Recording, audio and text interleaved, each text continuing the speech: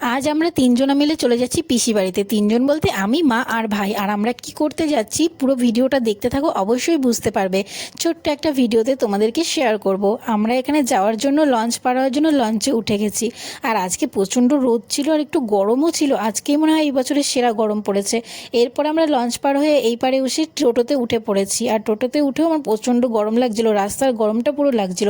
পিসি বাড়িতে আমি পৌঁছেও গেছি। আর পৌঁছে আমার এতটা গরম লাগছে, তার জন্য আমি তাড়াতাড়ি করে চুলটা তাড়াতাড়ি করে বেঁধে নিয়েছি।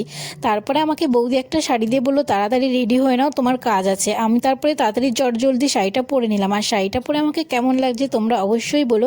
যাই হোক, আমি এখনও কিছু সাজিনি, জাস্ট শাড়িটা পরেছি। আমাকে কেমন লাগছে অবশ্যই জানিও।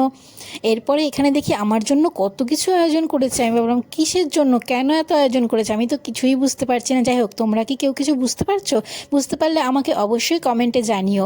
আমি এখন তোমাদেরকে কিছুই বলবো না। এখানে সবাই ছিল আর আমাকে খেতে দিয়েছিল। আমার একটু খেতে খুব লজ্জাও করছিল। যাই হোক, এত কিছু খাবার টুকটুক করে আমি খাবারটা কমপ্লিট করে ভিডিওটা এটুকুই থাকলো।